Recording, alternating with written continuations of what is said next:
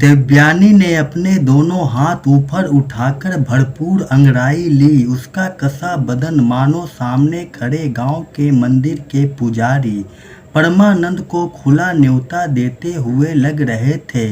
देवयानी ने सुबह के 4 बजे झूठ बोलकर उस पुजारी को घर बुला लिया था। देवयानी घर में अकेली रहती थी क्योंकि उसका पति परदेश कमाने गया था। देवयानी उस पुजारी से अपनी हसरतों को पूरा करना चाहती थी।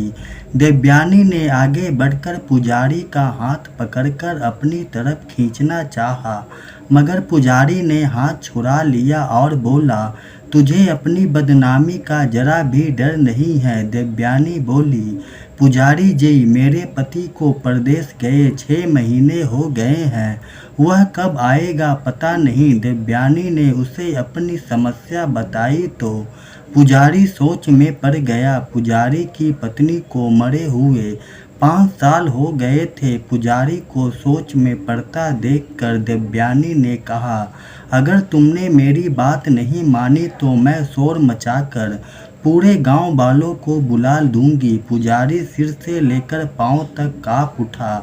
कुछ सोचकर वह बोला, ठीक है, आज मंगलवार है, मैं वादा करता हूँ कि कल इसी वक्त मैं जरूर आऊँगा। लेकिन देवयानी नहीं मानी और खींचातानी में पुजारी के मिट्टी का लोटा गिरकर टूट गया। यह देख पुजारी रोने लगा।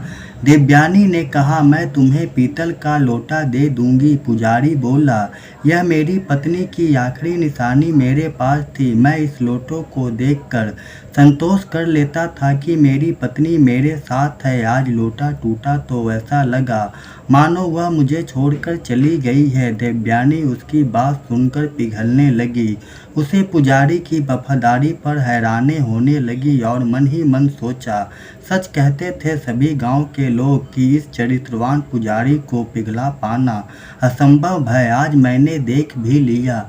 वह पुजारी से अपने किए की क्षमा मांगने लगी और बोली, मैं आपको पाखंडी समझती थी, इसलिए आपको परखने के लिए मैंने यह सब किया।